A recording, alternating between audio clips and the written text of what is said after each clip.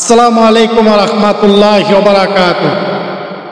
আলহামদুলিল্লাহ, রাসূল কারীম, আম্মা বাদ। আউযু বিল্লাহি মিনাশ শাইতানির রাজীম।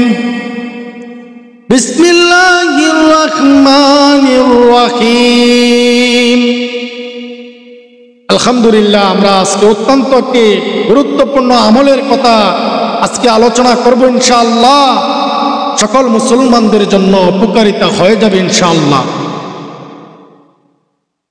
প্রিয় নবী সাল্লাল্লাহু আলাইহি ওয়াসাল্লাম বলেছেন, ও আমার সাহাবীরা, তোমরা যখন একজন আরেকজনকে দেখবা, প্রথমে তোমরা সালাম বিনিময় করবা।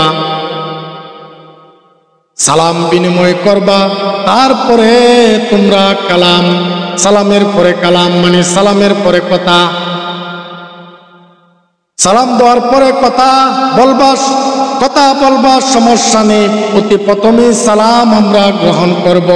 একজন আরেকজনকে দেখলে সালাম দিব আসসালামু আলাইকুম ওয়া রাহমাতুল্লাহ।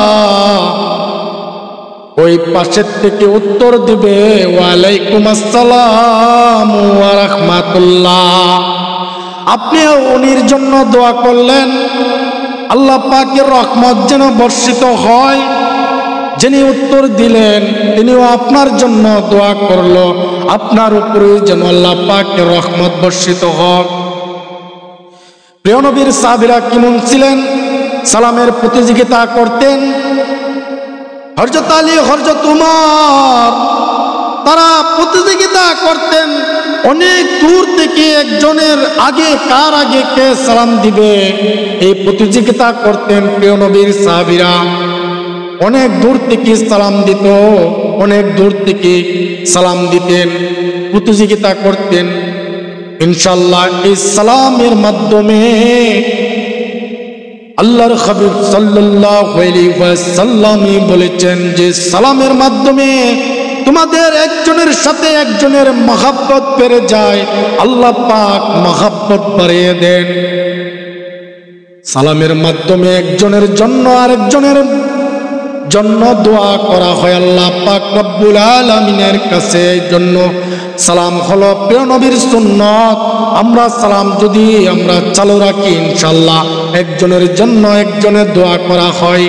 ইনশাআল্লাহ আমরা যেন আল্লাহর হাবিব সাল্লাল্লাহু আলাইহি ওয়াসাল্লামের সুন্নতগুলো, আমরা সব সুন্নতগুলো আমরা যেন পালন করতে পারি, সেই তৌফিক যেন আল্লাহ পাক সকলকে দান করেন।